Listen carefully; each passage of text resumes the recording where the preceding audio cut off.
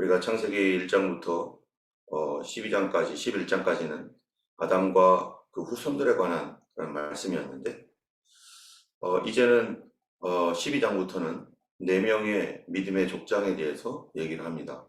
우리가 잘 아는 대로 첫 번째가 아브라함, 아브라함이 지나가고 이삭이 지나가고 야곱.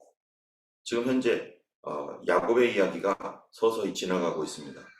야곱이 어머니 뱃속에서 형과 다투고, 그리고 그가 둘째로 나오고, 또 그 형의 장자권을 얻기 위해서 그 여러 가지로 애를 쓰고, 심지어 속이기까지 하면서 형의 장자권을 빼앗고, 그 일로 인하여 바다나람이라는 그곳으로 도망가서 거기서 20년 동안 살다가 아내들을 얻고 자녀들을 이제 낳고, 이제 때가 되어서 이제 20년 뒤에 하나님께서 돌아가라고 하는 그런 명령에 의해서 그가 처음 하나님께서 약속하셨던 그 하나님을 만났던 그 장소, 돌베개 베고 잠잤었을 때 하늘에서 하늘 문이 열리고 천사들이 오락내리락거리는 걸 보고, 그리고 거기서 우리 하나님께서 그 야곱을 내가 어디로 가든지 너를 지킬 것이고 네가 반드시 이곳으로 돌아오도록 내가 이끌어 갈 것이다 라고 했던 그 약속의 말씀을 받았던 그러한 장소, 이 장소로 20년 만에 야곱이 지금 다시 돌아올 때는 그 아내들도 있고 자기의 자녀들도 많고, 게다가 많은 소떼와 양떼를 거느리고 그가 이렇게 돌아오게 됩니다. 돌아오는 길에 형 에서를 만날 수밖에 없었죠. 정말로 그가 다른 곳으로도 갈 수 있었지만 하나님의 명령, 베들로 돌아가라. 그리고 하나님께서 그것을 원하셨고, 또 그는 또 그렇게 하나님 앞에 구했고, 또 그가 복을 받았고, 그렇기 때문에 베들로 돌아가는 중입니다. 이 베들로 돌아가는 중에 형 에서와 화해가 이루어지고, 정말로 놀라운 역사로 하나님이 개입하지 않으셨으면, 하나님의 지혜가 아니었으면 야곱은 형의 손에 죽을 수밖에 없었는데, 불구의 몸이 되어서 형에게 그렇게 보여지게 되고, 그러므로 이 야곱이 이제 형과의 문제가 해결됐습니다. 도저히 해결될 수 없을 것 같았던 이 가족관계의 어떤 문제들, 정말로 죽이고자 했었던 그 형의 마음이 다 풀어지는 그런 일들로 인해서 바로 야곱이 이제 형과의 문제를 다 끝내고 청산하고 돌아가게 되는 것이죠. 그런 가운데 이제 돌아가는 일만 남았는데 어디로 가야 됩니까? 이제는 베델로 향해서 가는 거죠. 우리 하나님께서 약속하신 그 땅, 하나님께서 허락하시고 다시 돌아오겠다고 하는 약속, 그 하나님께서도 야곱을 베델로 먼저 이끌어 가야 되는 거죠. 왜냐하면은 그가 하나님께서 스스로 약속하기를 내가 이 땅으로 다시 돌아오게 하겠다라고 베델을 약속했기 때문에, 그래서 그 길로 돌아가는 것이 하나님 뜻이었고, 그것이 하나님이 야곱에게 약속했던 약속을 지키는 길입니다. 지금 이 약속은 야곱이 혼자서 서원한 게 아니라 하나님께서도 약속을 했어요. 나도 지키겠다. 너도 내 말을 지켜라. 그래서 하나님은 지금 계속 그렇게 이끌어가는 것이죠. 여러분, 우리가 성경에 있는 이 말씀들, 또 개인적으로 기도하다가 하나님께서 주신 감동으로 하나님께서 우리에게 주신 어떤 약속들이 있다면, 여러분 그 약속을 받았을 때 우리 어떤 자세를 취해야 되느냐? 하나님도 이 약속을 지키신다. 하나님도 그 약속을 지키기 위하여 하나님도 열심히 노력하고 계시다라는 사실을 알아야 됩니다. 이스라엘 백성들을 구원하시고 아브라함을 택했고, 이스라엘 백성들로 복의 근원이 되게 하겠다라고 했던 아브라함의 후손들에게 그렇게 되게 하겠다라고 했던 그 약속을 아브라함이 막 열심히 노력하고 그 후손들 이스라엘이 막 노력한다고 해서, 자기들 노력한다고 해서 되는 겁니까? 이 땅에 수많은 민족들이 있는데요. 그런데 그러한 그들도 열심으로 노력을 하겠지만 하나님께서도 그 일을 이루기 위해서 하나님도 지금 계속해서 일하고 계시는 거죠. 그래서 예수님께서도 그런 말씀하시잖아요. 아버지께서 일하시니 나도 일한다. 여러분, 우리가 하나님께로부터 받은 이 말씀들, 또 성경의 약속들, 지금 이 약속을 이루기 위해서 누가 일하고 계십니까? 하나님이 일하고 계십니다. 여러분, 예수님께서 부활 승천하시면서 이제 이 제자들에게 약속하셨잖아요. 이 천사들을 통해서 약속하셨던 말씀이 뭡니까?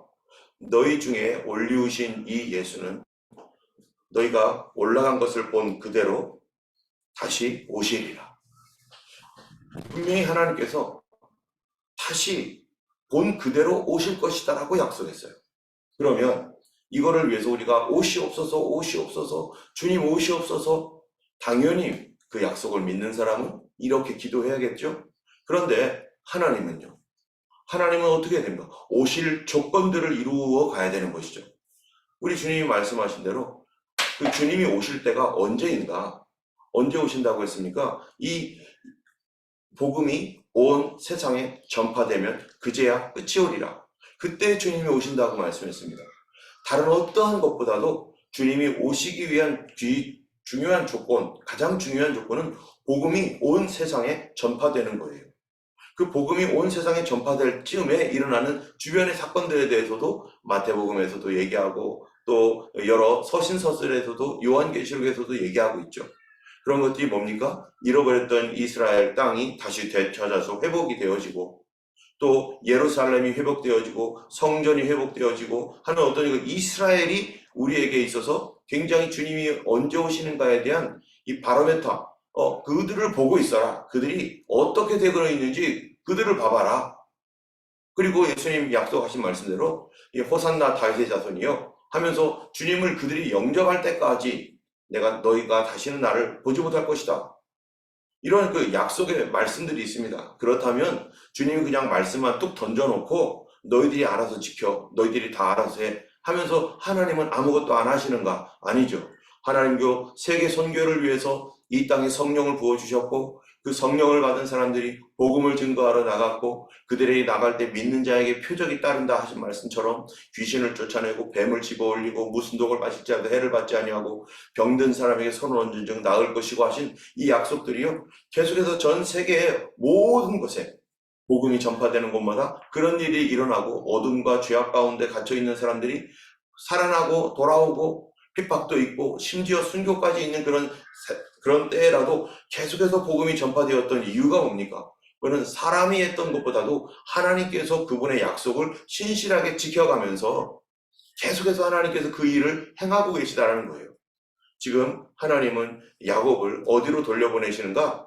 바로 하나님이 약속했기 때문에 베델로 가게 하시는 거예요. 너희를 베델로 가라. 베델로 가라. 그런데 오늘 34장은 어디서 일어난 사건인가? 바로 숫곳이라고 하는 곳, 세겜, 그 땅에서 일어난 것입니다. 왜 이런 곳에 일어났는가? 여러분 이제 에서와 화해를 한 다음에 어떤 일을 했는지 봐야 돼요. 야곱이. 우리 33장에 보면은 33장 16절을 한번 읽어보겠습니다. 33장 16절부터 20절까지 보면 이렇게 되어 있어요. 이날에 에서는 세일로 돌아가고 이제 에서가 원래 살던 곳은 세일산, 세일입니다. 그래서 세일로 에서는 돌아갔습니다. 그럼 야곱은 어디로 가야 돼요? 이제 하나님이 원하셨던 곳, 하나님이 약속했던 곳, 자기도 그렇게 약속한 곳, 약속의 장소로 가야 되죠. 베델로 가야 됩니다. 그런데 야곱은 어떻게 하는가? 17절입니다. 이 33장 17절에 야곱은 숫곳에 이르러 장간을 지었으므로 그 땅이 이름을 숫곳이라 부르더라. 야곱이 밧단 아람에서부터 평안히 가나안 땅 세겜 성읍에 이르러 그 성읍 앞에 장막을 치고 그가 장막을 친 밭을 세겜의 아버지 하몰의 아들의 손에서 백크시타에 샀으며 거기에 제단을 쌓고 그 이름을 엘로헤 이스라엘이라 불렀더라. 이게 지금 33장 후반절에 있는 얘기입니다. 이것과 이제 34장이 연결되는 거죠. 지금 야곱은 숫곳에 있을 사람이 아니에요. 야곱은 어디 가야 돼요? 베델로 가야 됩니다. 그런데 숫곳을 보니까 괜찮거든요. 살기 편안하거든요. 지금 환경이 좋아요. 거기는 사람들도 있고 문명도 발달돼 있고 시장도 서 있고 문화가 있는 곳. 편안한 곳. 지금 베델은 어떤 곳이었습니까? 야곱에게? 베델은요 광야였었습니다. 그가 아버지 집에서 나와서 어느 날 가다가 베델이라는 곳에서 거기서 루스라는 곳이죠. 거기서 잠을 잤는데 아무것도 없는 빈들판이었어요. 거기는 완전히 빈들판 허허벌판에 거기서 하나님 만나고 자기가 거기서 서원하기를 하나님 나를 도와달라고 하나님 나를 인도해 달라고. 그래서 하나님께서도 그래 내가 이곳으로 너를 돌아오게 할 것이다. 저도 이곳으로 오겠습니다 하면서 그렇게 약속했던 곳. 거기는 사람들이 많이 살지 않는 빈 들판입니다. 야곱이 잠 깨어 일어난 후 돌베개 베고 잠잤던 그 돌을 거기다 쌓고 거기를 베델이라고 부르고 그런 거. 그런데 숫곳에 보니까 너무 살기 좋은 거죠. 이 숫곳에서 이들이 편안하게 거하는 것입니다. 편안하게 어떻게 했느냐? 17절에 보니까 야곱은 숫곳에 이르러 자기를 위하여 집 짓고 이젠 이사 안 가겠다는 거죠. 우리 집 짓는 거예요. 가축을 위하여 우리간 짓고 그 땅 이름을 숫곳이라고 부르고 심지어 19절에 그가 장막을 친 밭을 세겜의 아버지 하몰의 아들의 손에서 백크시타에 샀다. 이 돈 주고 땅을 샀어요. 여러분 땅을 사면은 지금은 땅 사고 이런 것이 투자도 있지만 옛날에는 그 투자가 아니죠. 땅을 사면은 거기에 영원히 우리 자손들과 함께 영원히 살겠다 이런 거잖아요. 하나님의 은혜로 에서와의 화해가 일어나고 놀라운 그런 그 하나님의 역사로 말미암아 해결이 되고 나니까 이제 뭐가 됐어요? 모든 문제가 풀리니까 야곱이 해이해졌습니다. 여러분 신앙생활이 한 곡에 넘어가고 또 한 곡에 넘어가면서 우리 인생에서 하나씩 넘어갈 때 우리가 점점 더 하나님께 대한 민감함과 하나님을 의지하고 순종하는 것이 얼마나 좋은 일인지 얼마나 감사한 일인지를 체험하게 되는데 그런데 그 한 고개를 넘어갈 때 마음 편하게 이제 됐구나 라고 생각할 때 뭐가 솟아올라요? 내 인간적인 마음이 솟아오릅니다. 아 이제 편안하게 쉬고 싶다. 아 이제 여기서 이제 편안하게 쉬면서 여기서 이제는 안정되게 살고 싶다. 뭐를 잊어버렸습니까? 약속을 잊어버렸습니다. 어디에 대한 약속이요? 베델에 대한 약속. 여기가 더 편안하고 살기 좋거든요. 우리는 항상 깨어 있어야 됩니다. 우리가 교회가 이동을 하고 할 때는 막 정신 차리면서 기도도 하고 뭐 이러고 있지만은 좀 더 교회가 괜찮아지고 우리의 삶이 편안해지고 문제가 없어지고 자녀들도 다 잘 되고 할 때 하나님의 은혜로 모든 문제가 해결될 때 우리 잊어버리는 거 있습니다. 주님 다시 오신다. 그냥 이대로 쭉 살았으면 좋겠다. 여기 편안하게 살면 좋겠다. 그런데 잊어버려요. 그렇게 되면. 주님 다시 오신다. 여러분 우리도 가장 강력하게 예수님 다시 오신다라고 하는 말씀을 굳게 붙잡을 때는 우리가 편안할 때가 아니라 어려울 때 주님 어서 오세요. 어서 오세요. 근데 그 시간에 다른 어떤 성도들은 이제 문제가 해결되어서 안 오셔도 됩니다. 여기 이대로 좋습니다. 우리 이제 교회 크게 지을 거고 우리 집 살 거고 우리 자녀들 장가가고 시집가야 될 거고 우리 손자 봤으니까 손자와 재미있게 재롱 부리면서 재미있게 놀 거고 이제 모든 씨를 뿌린 것을 거두는 시기가 되었으니까 아 주님 오시면 이거 하나도 맛보지 못하니까 주님 안 오셔도 됩니다 하면서 쓱 잊어버립니다. 여러분 주님이 오실 때가 편안하다 안전하다 할 그때라고 했는데 언제가 편안하고 안전할 때입니까? 하나님의 은혜로 모든 것이 해결되었을 그 당시 하나님의 은혜로 이제 모든 것을 넘어가서 이제 안정되었을 때 이 세상도 어떻게 됐어요? 지금 미국이 우크라이나에다가 원조 물자를 대고 뭐 미사일을 준다 뭐를 준다 하면서요 막 이러고 있습니다. 나라가 막 난리가 나고 혹시 세계전쟁이 일어나는 거 아니야 막 이런 가운데 있습니다. 만약에 이 문제가 잘 해결돼 가지고요 러시아와 우크라이나가 화해하고 미국과 화해하고 중국과 뭐 이런 나라들이 다 화해하고 대한민국과 북한이 화해하고 막 이런 무드가 막 쫙 조성된다고 해보세요. 어떻게 하겠어요? 그때 야 이제 세상이 안전한 세상이 되겠구나 이제 편안한 세상이 되겠구나 이렇게 분명히 얘기하겠죠. 그럴 때 교회는 어떻게 하겠습니까? 하나님의 은혜로 이 모든 것들이 이루어졌음을 우리가 하나님께 감사합니다. 찬송합시다 하면서 교회도 이제는 번성합시다. 그러겠죠. 그런데 예수님 말씀이 편안하다, 안전하다 할 그때가 위험하다. 그때가 중요한 때다. 그때가 정신 차려야 될 때다. 우리가 항상 잊지 말아야 될 것은 약속입니다. 우리가 하나님과의 약속. 저도 어떤 분과 약속한 것이 있는데요. 지금도 그거를 지키지 못하고 있어서 지금 찝찝해요. 이거 언젠가 빨리 이루어져야 될 텐데, 이거를 해야 될 텐데, 저의 게으름 때문에 그렇겠죠. 그 약속은 지켜야 되는 건데, 약속을 지키지 않고 있으면 계속해서 찝찝함이 남는 거죠. 지금 야곱이 어떻게 했어요? 찝찝할 겁니다.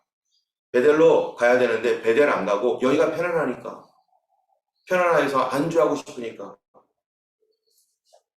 심지어 그가 거기에 땅을 사가지고 이름을 재단을 쌓았어요. 이게 무슨 얘기예요, 지금? 하나님이 여기서 재단 쌓으라고 했습니까? 재단 여기서 쌓을 일이 아니에요.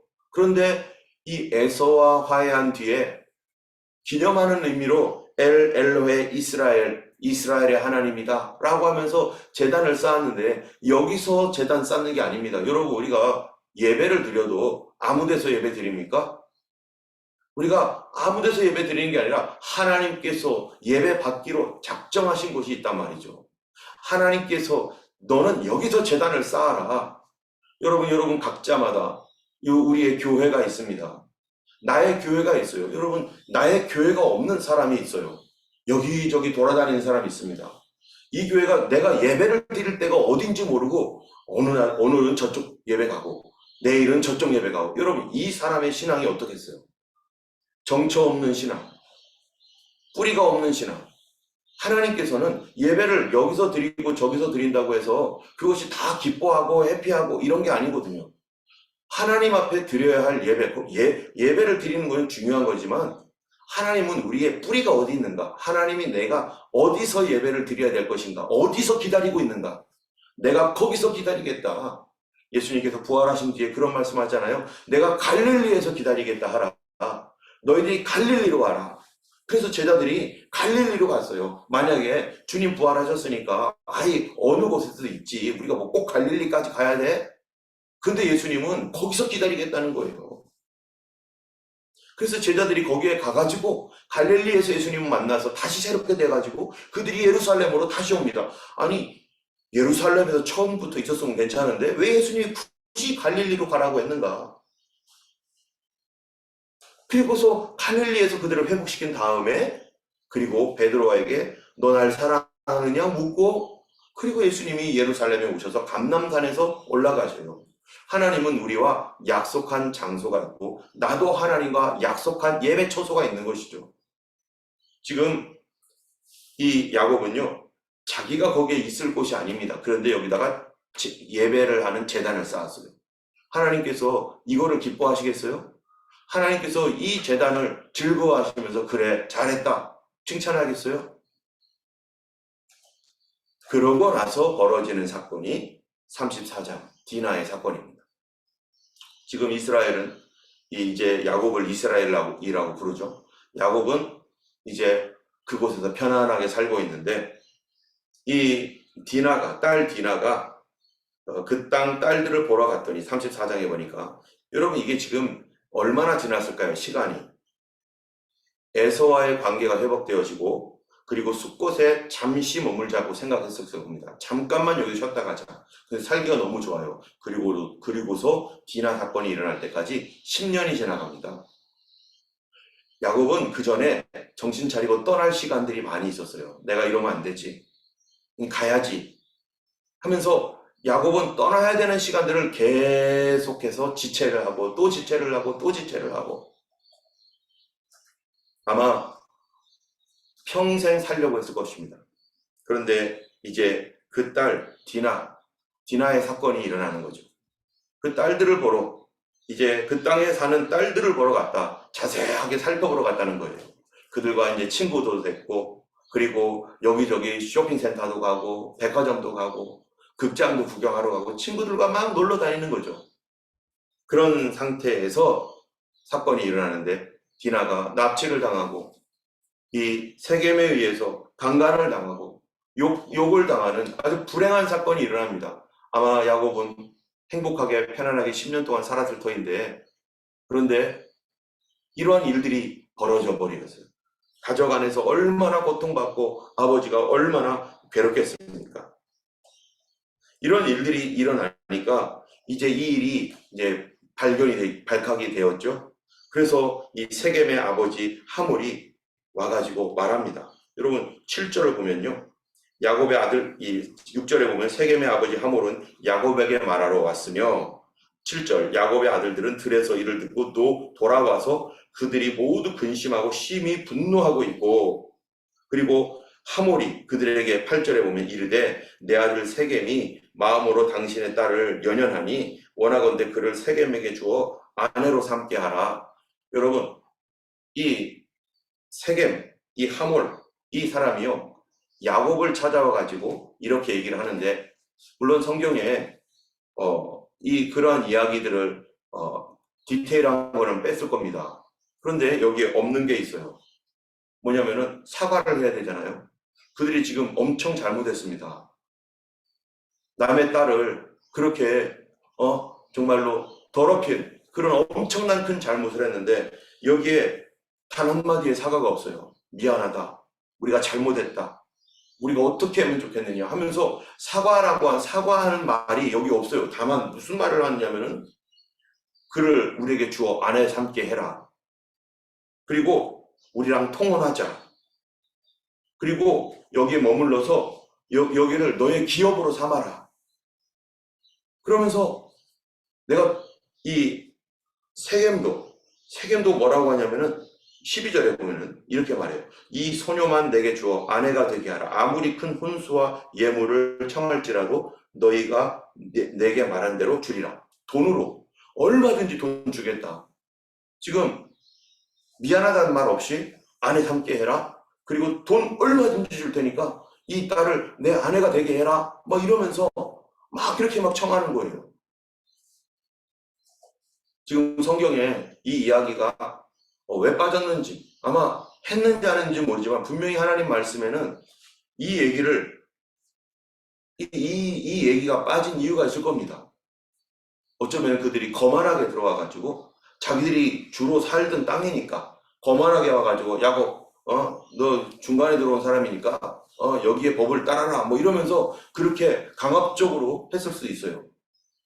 어쨌든 이렇게 하니까 뭐라고 이 사람들이 얘기한 거냐면, 우리랑 통혼하여 너희 딸을 우리에게 주고 우리 딸이 너희에게로 가고, 그러면서 서로 결혼 관계를 맺어서 우리 행복하게 살자, 다 잊어버리고 행복하게 살자.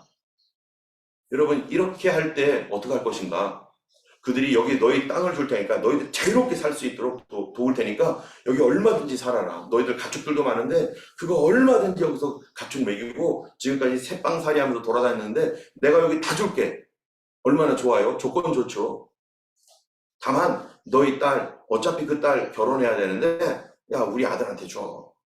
그리고 혼수품, 이 예물을 얼마든지 너희들에게 줄 테니까 그렇게 하자. 얼마나 솔깃합니까? 이 솔깃한 제안이 이 야곱에게 어떻게 들릴 것인가? 여러분, 하나님께서 아브라함에게 약속하신 그 약속 중에 하나가, 우리 항상 약속을 생각해 봐야 돼요. 하나님의 그 뜻이, 하나님의 말씀에 뭐라고 했는가를 생각해 봐야 돼요. 그리고 정확하게 분별해야 됩니다. 그건 뭐냐면은, 하나님께서 아브라함에게 약속한 게 뭐냐면은, 애굽 강에서부터 유프라데 강까지 너와 너희 후손에게 주겠다는 거예요. 그러면은 여기 지금 세겜이 있는 이 땅, 숫꽃 땅, 거기도 뭐냐면은 하나님의 약속의 땅입니다. 하나님께서 주시기로 한 약속의 땅이에요. 우리가 아까 성경을 읽을 때 지도를 봤잖아요. 거기도 이스라엘이에요. 하나님의 약속의 땅이에요. 꼭 베델만 하나님의 땅입니까? 꼭 예루살렘만 하나님의 땅입니까? 아니에요. 그 전체가 다 하나님께서 그와 그 후손에게 주기로 한 약속의 땅입니다. 그런데 누가요? 이 하몰, 이 세겜, 이 족속이요. 이 땅 다 줄게. 이 땅 너희들 얼마든지 써. 그러니까 우리랑 통혼하자. 그러면은 이렇게 생각할 수 있죠. 아니, 베델을 가나 여기를 가나 어차피 하나님이 약속하신 것인데, 어차피 하나님이 약속하신 땅이니까 여기서 살아도 되지. 굳이 베델까지 가야 되나? 어차피 여기는 우리 조상들에게 주신 땅이고 하나님의 약속의 땅이니까. 그러면서 그래, 그렇게 하자 라고 한다면 헷갈리는 거죠. 우리가 성경을 볼 때 헷갈리는 게 있어요. 여기도 기고 저기도 기고 이렇게 해도 되고 저렇게 해도 되고 막 이런 헷갈리는 것이 있어요. 여러분, 헷갈릴 때는 어떻게 됩니까? 이것도 해도 되고 저것도 해도 되고 이렇게 해도 되고 저렇게 해도 되고, 그런 여러 가지 일들이 뭐 이렇게 하나 저렇게 하나 뭐 비슷한 거예요. 그런데 여기서 헷갈릴 때는 어떻게 합니까? 여러분, 퍼즐을 맞출 때 어떻게 하는 거예요? 이 끝에부터 맞추잖아요. 이 맞는 데부터 해야 되는 거예요. 근데 어떤 것들은 조립을 할 때, 물건을 조립하거나 이럴 때 뭐가 있습니까? 순서가 있어요. 첫 번째 해야 될 것이 있고, 두 번째 할 게 있고, 세 번째 할 게 있고, 이것이 하나씩 하나씩 순서대로 가야지 완성이 됩니다. 그런데 다 퍼즐 조각이고 다 이렇게 널려져 있다고 해서 아무거나 끼워 맞춘다고 그게 됩니까? 안 되죠. 여러분, 하나님의 말씀이 여러 말씀들이 있을 때 우리가 분별을 하려면 뭐부터 해야 돼요? 순서부터 정해야 돼요. 뭐가 우선순위인가? 가장 처음 뭐부터 해야 되는가? 여러분, 우리가 바깥에서 들어갔다가 나오고 뭐 회사 일도 하고 할 때 항상 일머리부터 있죠. 실마리부터 풀어야 될 거 아니겠어요? 실 끝을 찾아내야 되는 거죠. 그러면 순서입니다. 하나님은 지금 야곱에게 무슨 순서부터 하라고 했는가? 뭐가 순서입니까? 그 땅도 어차피 하나님 약속의 땅이 될 텐데, 그러나 순서는 베델부터입니다. 베델로 돌아가는 것부터 순서예요. 이거를 잊어버리고 이거를 뒤죽박죽 해버리는 게 사단이 하는 일입니다. 마귀는요, 순서 지키지 말래요. 질서를 깨뜨립니다. 우리가 하나님 앞에서 우리가 지켜야 될 순서가 있어요. 먼저 하나님이고 그 다음에 사람이죠. 그런데 사람을 하나님보다 높여놓고 그 다음에 하나님, 이거 내일부터 하고 하나님의 일을 하자. 여러분, 이렇게 할 수도 있죠. 야, 하나님의 일을 하건 내일부터 하고 어차피 할 거야. 기도 내일부터 먼저 하고 기도하고 예배는 조금 뒤에 하고 내일부터 하고, 이렇게 될 때 그것이 엉망이 되는 겁니다. 우리는 타협하지 말아야 돼요. 우리는 순서를 지켜야 돼요. 성도는 질서가 있습니다. 교회는 질서가 있는 곳이 교회지 엉망이고, 이 사람 이러고 저 사람 저러고 목회자와 상의 없이 아무 데서나 가고 아무 성경 공부를 하러 다니고 여기저기 그냥 교회 막 돌아다니면서 어쩌다가 뭐라고. 여러분, 이게 순서입니까? 교회는 하나님 중심의 질서가 있어야 되고, 성도들은 말씀 중심의 말씀의 질서가 있어야 되고, 교회 안에서도 성도들 간에 서로 질서를 지켜야 되고 순서를 지키는 것. 하나님은 지금 야곱이 어디로 가야 되는 거예요? 베델부터 가는 거예요. 나중에 숫곳으로 다시 돌아올지언정 지금은 베델부터 먼저 가야 되는 거죠. 그 일로 인해서 그 다음에 일어나는 사건들이 일어납니다. 뭡니까? 아들들이요, 속이고, 그리고 할례를 해야만 된다, 이런 그런 말로 속이는 말을 해요. 야곱처럼 똑같이 아버지처럼. 이제부터 누구를 다룹니까? 하나님께서. 야곱도 다루지만 서서히 그 아들들을 믿음의 사람으로 세우기 위해서 다룹니다. 그들 중에는 살인자도 있습니다. 그들 중에서는 정말로 그런 범죄를 하지 말아야 될 그러한 이 악한 범죄를 하는 아들들이 있습니다. 그들이 순서를 어겨버리고 질서를 깨뜨리고 하나님 말씀 앞에 우선순위를 저버리고 말씀 앞에서 타협하고, 우리는 오늘 이 말씀을 통해서 이 야곱이 이제 이러한 일들로 인해서 어쩔 수 없이 떠나가게 됩니다. 어디로 갈까요? 베델로 가는 거죠.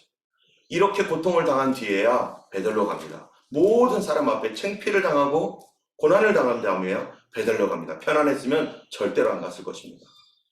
이거 누가 약속을 지키는 겁니까? 하나님이 약속을 지키는 겁니다. 우리에게 약속을 지키라고 말하고 있는 것이죠.